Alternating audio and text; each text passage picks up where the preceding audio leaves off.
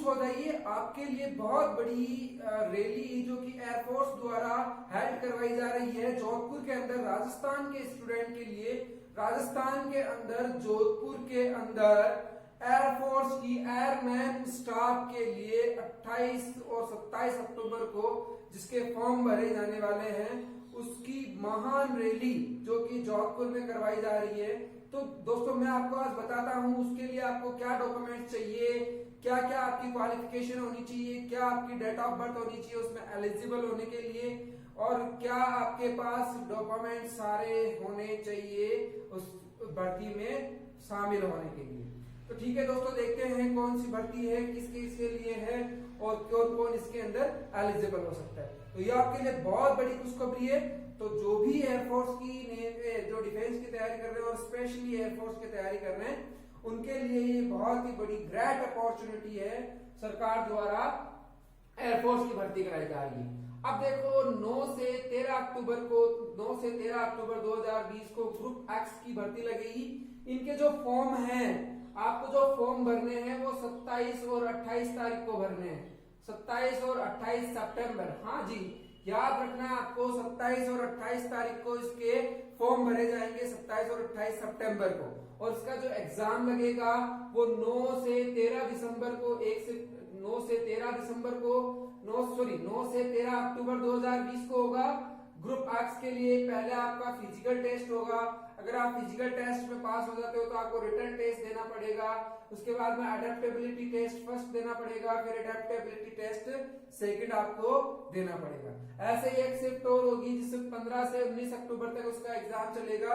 15 से 19 अक्टूबर तक यही ग्रुप एक्स की भर्ती है। उसमें भी आपके पहले फिजिकल टेस्ट होगा, फिर रिटन टेस्ट होगा, फिर अडेप्टेबिलिटी टेस्ट फर्स्ट होगा, फिर अडेप्टेबिलिटी टेस्ट सेकंड होगा। तो ये 2 पारियों में दोस्तों भर्ती होगी, आपकी कंप्लीट होगी भर्ती। जो एयरफोर्स की एयरमैन सिलेक्शन द्वारा करवाई जा रही जो भर्ती है वो 2 पारियों में कंप्लीट होगी। और पर डे कैंडिडेट्स की संख्या होगी 175 कैंडिडेट पर डे उसके अंदर लिए जाएंगे। तो दोस्तों आपकी डेट ऑफ बर्थ कितनी होनी चाहिए इस भर्ती को ज्वाइन करने के लिए, इस भर्ती में शामिल होने के लिए आपकी जो डेट ऑफ बर्थ कितनी होनी चाहिए? तो देखो दोस्तों, आपकी जो डेट ऑफ बर्थ होगी वो 17 जनवरी 2000 एंड 30 दिसंबर 2003 के बिटवीन यानी इनके बीच की बताई गई है। यानी आपकी जो डेट ऑफ बर्थ है वो 17 जनवरी से पहले नहीं होनी चाहिए, यानी 17 जनवरी या 17 जनवरी के बाद से लेके 30 दिसंबर 2003 तक आपकी अगर डेट ऑफ बर्थ है तो आप इसके अंदर एलिजिबल हो। ठीक है, आपकी क्वालिफिकेशन क्या होनी चाहिए? तो क्वालिफिकेशन आपके पास 10+2 होना चाहिए या 10+2 के इक्विवेलेंट यानी उसके समान आपके पास कोई डिप्लोमा, मतलब 10+2 के समान या समानांतर कोई आपके पास डिप्लोमा होना चाहिए।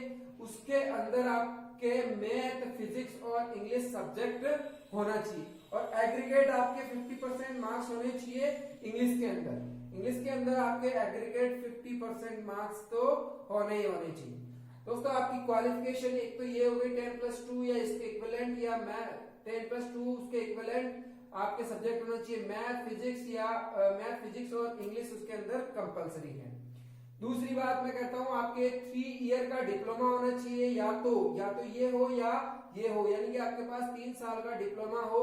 आप कोई से भी साइंस से आपके पास कोई से भी साइंस के स्ट्रीम का डिप्लोमा हो, 3 साल का गवर्नमेंट सर्टिफाइड डिप्लोमा जो कि पॉलिटेक्निक वगैरह है आपके पास होना चाहिए। उसमें आपके चाहे कुछ भी हो, चाहे आपने कोई सी भी साइंस का स्ट्रीम किया हो, जैसे कंप्यूटर साइंस हो, इंजीनियरिंग वाला हो, चाहे टेक्नोलॉजी से रिलेटेड आपने कुछ भी किया हो तो वो भी इसके अंदर मान्य है। तो you can apply for the post of if you have that types of diplomas.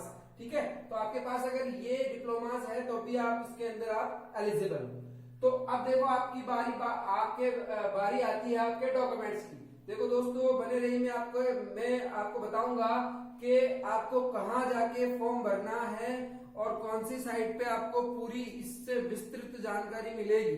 मैं आपको यहाँ पे पूरी जानकारी दे रहा हूँ, फिर भी अगर आप थोड़ी और चेक करना चाहते हैं तो आप यहाँ पे मैं वेबसाइट आपको बता देता हूँ, वहां पे जाके आप चेक कर लीजिए और वहीं आपके फॉर्म भरे जाएंगे। तो पहले देखते हैं आपको डॉक्यूमेंट्स कौन कौन से चाहिए। तो डॉक्यूमेंट्स में आपके 7 unattested recent passport size colour photograph चाहिए, यानी आपको 7 अनअटेस्टेड फोटोग्राफ चाहिए, कलर वाली होनी चाहिए और पासपोर्ट साइज वाली होनी चाहिए।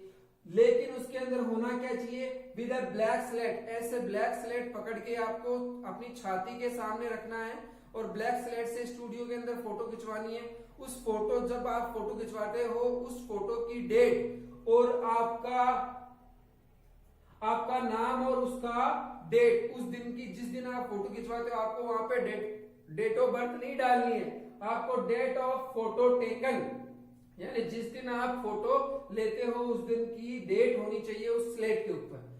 तो आपको समझ में आ गया। 7 unattested recent passport colour size photograph आपको लेनी है विद स्लेट के साथ में। दूसरा आपको लेना है original and 4 self attested photocopies लेनी है ऑफ मैट्रिकुलेशन और 10+2 की, यानी कि आपको एक तो ओरिजिनल मार्कशीट होनी चाहिए आपको 10वीं बोर्ड की आपके पास ओरिजिनल मार्कशीट होनी चाहिए, उसकी 4 फोटोकॉपी होनी चाहिए जो कि आपके द्वारा अटेस्टेड, आपके द्वारा साइन की भी होनी चाहिए। इसके अलावा आपके पास 10+2 यानी कि इंटरमीडिएट का ओरिजिनल मार्कशीट होनी चाहिए, उसको भी आपको 4 फोटोकॉपी इस पे सेल्फ अटेस्ट करना है, या फिर उसके इक्विवेलेंट 10+2 के इक्विवेलेंट जो भी आपके पास डिप्लोमा है उसके ऊपर आप एक तो ओरिजिनल आपकी मार्कशीट होगी और 4 उसकी क्या होगी, फोटोकॉपीज होगी। ठीक है। और मैंने बताया था आपके पास कोई भी डिप्लोमा हो या उसकी भी आपके पास फोटोकॉपी, मतलब एक ओरिजिनल, यानी कहने का मतलब यह है कि आपके पास एक तो ओरिजिनल डॉक्यूमेंट होना चाहिए और उसकी 4 फोटोकॉपीज आपके पास होनी चाहिए, या फिर आपके पास एनसीसी का अगर डिप्लोमा है ए बी और सी का तो उसकी भी आपके पास ओरिजिनल सर्टिफिकेट होना चाहिए और उसकी 4 सेल्फ अटेस्टेड फोटोकॉपी होनी चाहिए।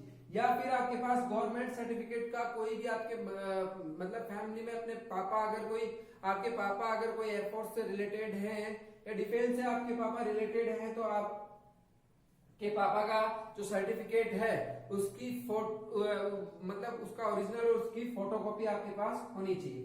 और एक डोमिसाइल सर्टिफिकेट, यानी कि आपके पास मूल निवास और जो जाति प्रमाण पत्र है वो आपके पास में होना चाहिए। रिसेंटली आपके पास जो मूल निवास है और उसी मूल निवास से कनेक्टेड आपके डॉक्यूमेंट्स होने चाहिए सारे।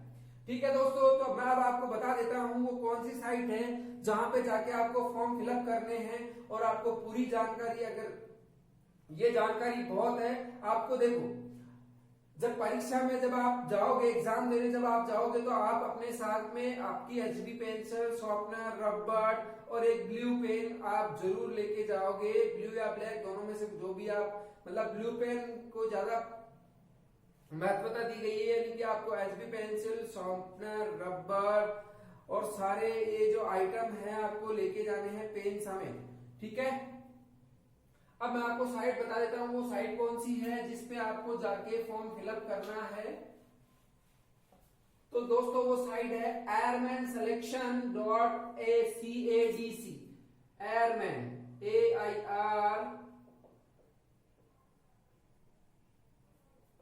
airman selection.cdac.in, इस साइट पे जाके आपको फॉर्म भरना है और इसी साइट पे आपको बाकी की बची सारी जानकारी इसी साइट पे आपको उपलब्ध होगी। ठीक है दोस्तों, और जो आपके ओरिजिनल डॉक्यूमेंट्स हैं वो रखे नहीं जाएंगे। ओरिजिनल डॉक्यूमेंट्स को आपको जब वेरिफिकेशन करके आपको वापस रिटर्न कर दिया जाएगा हाथों हाथ ही। तो दोस्तों ये बहुत बड़ी रैली है, जो भी इसकी प्रिपरेशन कर रहा है वो अच्छे से तैयारी करें और 27-28 तारीख को फॉर्म फिलअप होंगे तो वो भूल जाना मत। और आप इस साइट पे जाके और भी जानकारी को प्राप्त कर सकते हैं। तो उम्मीद करता हूँ आपको भी ये वीडियो पूरी अच्छे तरीके से समझ में आया होगा, पसंद आया होगा।